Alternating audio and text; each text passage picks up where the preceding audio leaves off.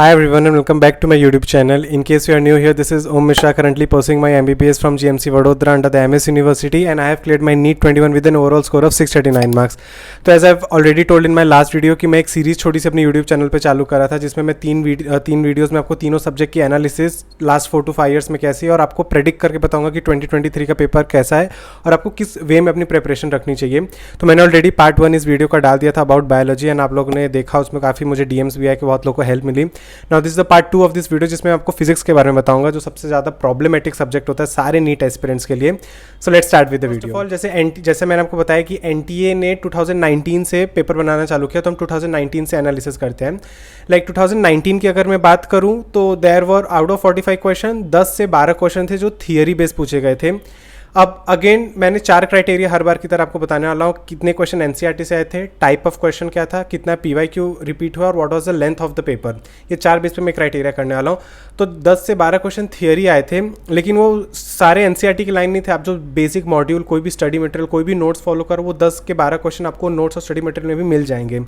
सो आप वो 10-12 क्वेश्चन आराम से वहाँ से सॉल्व कर ले सकते थे। सेकंड आता हूँ PYQs पे, तो ऑन 2019 ईयर में 40% पेपर टू 50% पेपर PYQ ही रिपीट हुआ था। जितने भी ग्राफ वाले क्वेश्चन है जो थर्मल फिजिक्स से आ सकते हैं, इलेक्ट्रोस्टैट से जो भी चार्जेस वाले क्वेश्चन, बहुत ही प्रेडिक्टेबल PYQs थे जो आप लास्ट 10 साल के देखे वही पेपर आए थे।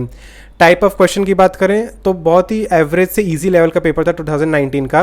और अगर आप लिटरली एक अबव एवरेज भी आपकी प्रिपरेशन है फिजिक्स में तो आराम से आप 120 मार्क्स तो मिनिमम आप ला ही सकते थे उस पेपर में, और 40 to 45 मिनट में आपका पेपर पूरा कंप्लीट भी हो जाता।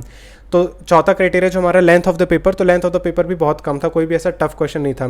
तो 2019 का में अगर आप सारे फॉर्मूलाज अच्छे से पढ़ के जाते, अपने नोट्स रिवाइज करके जाते, 10 से 12 तो थियरी क्वेश्चन नहीं थे, तो आपके मिनिमम 100 to 120 मार्क्स तो एक वीक एस्पिरेंट के भी आ जाते। तो आपको मेरी ये एनालिसिस से तो पता चल ही गया कि NCERT की लाइनें, उसके साथ साथ PYQ एग्जाम्पलर के क्वेश्चन और बहुत अलग अलग टाइप के क्वेश्चन सॉल्व करना बहुत ज़्यादा ज़रूरी है। एक ही टाइप के क्वेश्चन में सिमट के नहीं रह जाना चाहिए, क्योंकि NTA हर बार अपना पेपर का पैटर्न चेंज करती रहती है। तो मुझे बहुत सारे एस्पिरेंट पूछ रहे थे कि कोई एक ऐसी बुक बता दो जिसमें सारे फीचर्स हो। So I am here with like this objective book under the Disha publication. जैसे मेरे हाथ में जो है वो बायोलॉजी की है, मैं आपको बायोलॉजी का इसमें एक्सप्लेन कर दूंगा कैसे दिया हुआ है। सेम फिजिक्स और केमिस्ट्री के लिए भी बनी हुई है, एंड फिजिक्स के लिए तो मैं मस्ट कहूँगा आप लोग खरीदे, क्योंकि NCERT फिजिक्स की पढ़ना बहुत टाइम कंज्यूमिंग है, बहुत कम एफिशिएंट हमें मिलता है। तो उसके लिए you should use such book. For example मेरे हाथ में जैसे पहला चैप्टर आप देख सकते हैं लिविंग वर्ल्ड का है, तो इन्होंने सबसे पहले टॉप पे आपको बता दिया कि पिछले 10 साल में इस चैप्टर से कितने क्वेश्चन पूछे गए और हर साल कितनी प्रोबेबिलिटी है पूछने की, तो आपको पता चल जाएगा। उसके बाद इन्होंने NCERT के एक लाइन को यहाँ पे लिख के रखा है, आप देख सकते हैं, और जो लाइन को इन्होंने हाईलाइट कर दिया है, वो हाईलाइट जो की उनके आगे उन्होंने उनका प्रीवियस ईयर क्वेश्चन भी लिख दिया है। तो आप NCERT पढ़ते जा रहे हैं, NCERT की लाइनें पढ़ते जा रहे हैं, उसके साथ ही आपको पता चल जाएगा कि कौन सी लाइन थी जो PYQ में पूछी गई थी। और ऐसे करके इन्होंने पूरा आपका चैप्टर NCERT का कवर किया हुआ है।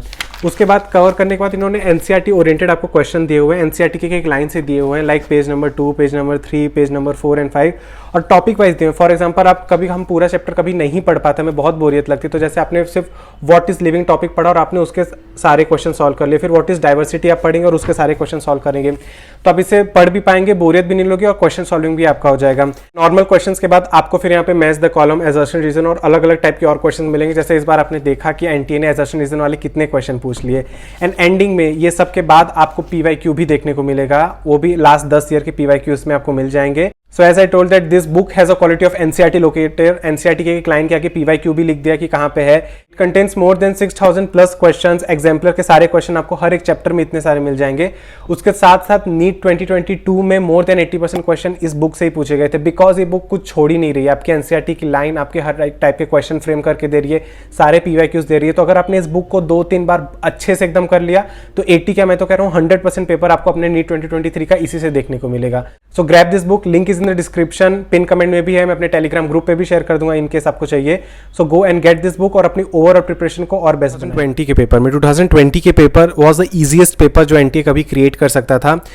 37 क्वेश्चन ऐसे थे जो 1 मिनट के अंदर आराम से सॉल्व हो सकते थे, इतना इजी पेपर बनाया था। अगेन 2019 जितना अगर हम पहले क्राइटेरिया पे NCERT से कितने पूछे थे, तो again 10 to 12 question NCERT in the sense like theory question से 10 to 12 जो बड़े इजी थे। आप NCERT शायद एक आध बार भी रीड किए होते, वो भी सिर्फ उन चैप्टर की जो मैंने आपको कही थी, आपके आराम से 10 से 12 क्वेश्चन सॉल्व हो जाते हैं। सेकंड आते हैं कि लेंथीनेस ऑफ द पेपर कितना था। मैंने आपको बताया कि 1 लाइनर क्वेश्चन थे, आप फॉर्मूला भी लगाते ही तुरंत आपका आंसर आ जा रहा था, तो मैक्स 40 to 45 मिनट मैक्स, अगर आप किसी क्वेश्चन में फंस गए उसके बाद भी। थी। थर्ड बताते हैं टाइप ऑफ द क्वेश्चन क्या था।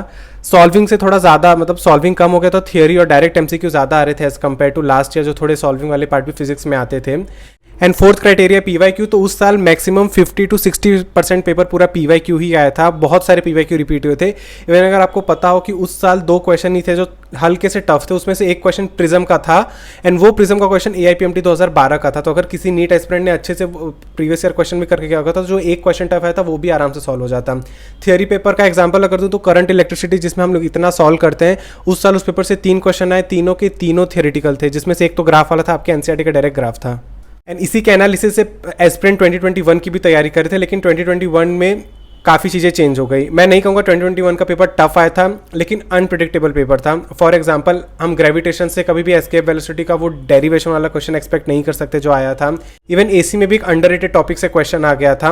And if I talk about the PYQ इन 2021, तो PYQ भी 2021 में एज सच बहुत रिपीट नहीं हुए थे, बहुत नए टाइप के क्वेश्चन आए थे। जैसे लॉजिक गेट का भी अगर आप देख सकते हो, लास्ट 10 साल में ऐसा कोई क्वेश्चन नहीं आया था जो लॉजिक गेट का उस साल आया था।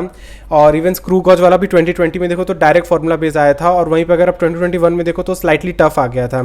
तो 2021 का पेपर लेवल बढ़ा था, लेकिन इसका मतलब ये नहीं पेपर बहुत टफ था। पेपर NTA फिजिक्स का कभी टफ नहीं बनाती। 2021 का अभी तक हाईएस्ट था जो टफ था, लेकिन अगर उसको भी आप आराम से देखो, बहुत सारे क्वेश्चन आराम से सॉल्व किए जा सकते थे। अंडररेटेड टॉपिक से क्वेश्चन पूछ लिया था, जैसे मैं आपको हमेशा कहता हूँ। एंड लास्ट 2022 पे आ जाएं तो 2022 का पेपर कंपेरेटिवली 2021 से इजी था। वो कहीं ना कहीं 2020 और 2021 के लायक करता था। बीच में डायरेक्ट MCQ थे। सेक्शन बी की बात करूं तो सेक्शन बी जैसे 2021 में था, वो लेवल सेक्शन बी का नहीं था। काफ़ी इजी क्वेश्चन पूछे गए थे, और PYQ 50% रिपीट हुए हैं। ये एनालिसिस से मैंने एक्चुअली पेपर के बैठ के देखा कि 20% PYQ रिपीट हुए हैं, सेम टाइप के क्वेश्चन ही रिपीट होते हैं 2022 में।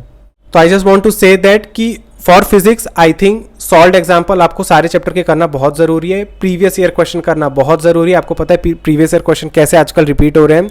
उसके साथ साथ NCERT की मैंने जो चैप्टर की सिर्फ रीडिंग कही, आपको सिर्फ उन्हीं चैप्टर की रीडिंग करी है। जैसे मैंने थर्मल फिजिक्स में 3 चैप्टर उनकी रीडिंग कही है, मॉडर्न फिजिक्स में 3 चैप्टर आते हैं उनकी भी रीडिंग कही है। सेमीकंडक्टर 2021 में पहला थियोरीज NCERT की थियोरी की लाइन से ऐसा क्वेश्चन आ गया था कि जो लोगों ने नोट्स में अपने नहीं लिखा था, क्योंकि वो एक NCERT की लाइन थी। तो सेमीकंडक्टर अच्छे से आप लोग को पढ़ना है। उसके बाद अगर हम 12th फिजिक्स पार्ट 1 की बात करें तो मैग्नेटिज्म एंड मैटर और मैग्नेटिक यूनिट दोनों वाला चैप्टर अच्छे से करना है। EM वेव्स आपको अच्छे से करके जाना है। अब इनके अलावा जितने भी चैप्टर बच रहे हैं उन सबके समरी और पॉइंट्स टू पॉइंटर आपको अच्छे से करके जाने हैं। ये बहुत ही स्मार्ट वे है NCERT प्रिपेयर करने का। और उसके अलावा जो मैंने आपको एनालिसिस बताया उससे आपको पता चल ही रहा होगा कि आपको अपनी बहुत हाई लेवल की प्रिपरेशन नहीं रखनी। इनकेस आपको फिजिक्स में बहुत मन करता है तो हर दिन 1-2 क्वेश्चन HC वर्मा के सॉल्व करो, और उससे जो नया सीख रहे हो अपने नोट्स से अपने फॉर्मुला बुक में ऐड करते जाओ। अदरवाइज आप DC पांडे या कोई भी और रेफरेंस बुक यूज कर रहे हो जो थोड़ी एक मीडियोकर लेवल की है, मोर देन इनफ है आपकी फिजिक्स के लिए। फिजिक्स का पेपर ऐसा बहुत टफ कभी नहीं आया था नीट में और ना कभी आएगा।